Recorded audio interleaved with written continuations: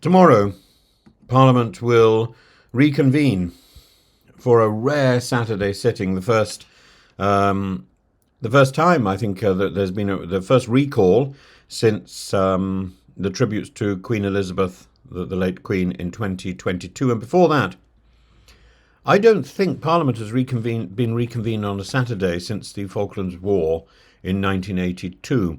It's no routine call. This is a collision of industrial strategy, global disruption, and domestic political will. The recall of Parliament in recess is a constitutional flex, a declaration that something of national interest demands immediate redress. And what hangs in the balance? Nothing less than Britain's capacity to manufacture steel from scratch, and with it our industrial sovereignty. And the trigger is British Steel's Cunthorpe plant, home to the last two operational blast furnaces in the UK. And without urgent intervention, these will shut permanently, taking with them 3,000 jobs and Britain's ability to produce primary steel with them. Why now? Because negotiations with the plant's Chinese owners, the Jingye Group, have collapsed, and Jingye has resisted further public support and is winding down operations, citing environmental costs and daily losses of £700,000. Talks have failed, and the state must step in. So Keir Starmer has ordered MPs and peers back to Westminster. The government will introduce the Steel Industry Special Measures Bill, legislation that will allow the Business Secretary to direct steel companies in England to secure raw materials to prevent furnace shutdowns. And this is a precursor to complete nationalisation. This is not just about a plant, it's about precedent. Since 1948, Parliament has only been recalled 34 times. And the last time MPs met on a Saturday to debate policy, it was 1982, after Argentine troops landed on the Falkland Islands. And the symbolism is striking. The sovereign capability of a nation, the defence of strategic infrastructure, the government's refusal to be caught napping. And just as the Falkland sitting was a response to an invasion, this is a response to the deindustrialising tantrums of Donald Trump. Be in no doubt, we are here because of Trump.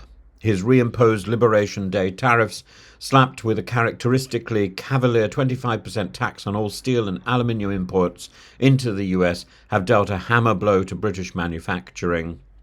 And this isn't some abstract trade war, it's the economic equivalent of an airstrike on Britain's export base. Trump's isolationism has consequences not only for allies but for the viability of entire sectors, and Britain is now scrambling to preserve capacity because the global market Trump disrupted, which has made money for his friends, has made our steel uncompetitive. Starmer's government, like it or not, is mopping up after Trump's trade policy.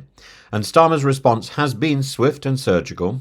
Even if Lee Anderson said he was more, or the Labour MPs were more interested in the statements about the snub from Israel to its two government MPs who visited Israel the other day, rather more interested in that than in the collapse of the steel industry.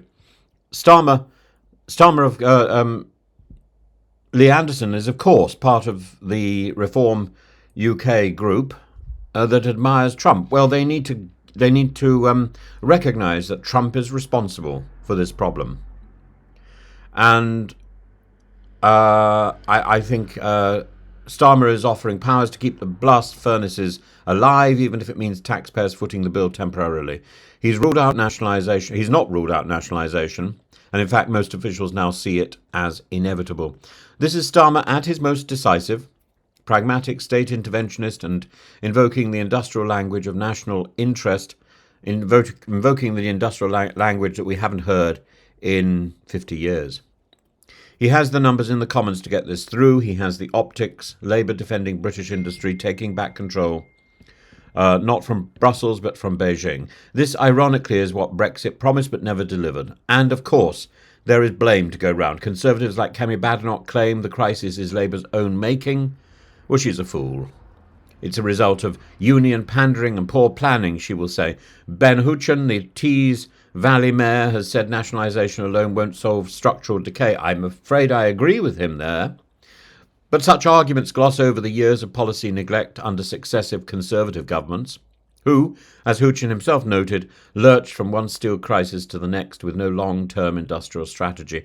The moment matters, because steel is not just material, it's a symbol of nationhood, and without the means to forge our own steel, we are diminished not only economically but strategically at a time when the world is becoming more bellicose, and we need to ensure that if there is a serious war, that we are ready.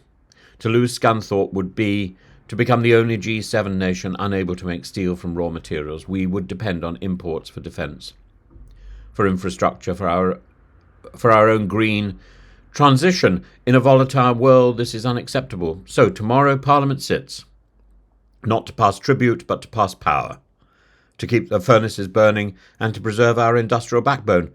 And a Saturday sitting, not just to legislate, but to assert that in the face of Trump's tariffs, foreign interference, and decades of dithering, Britain will not surrender its steel.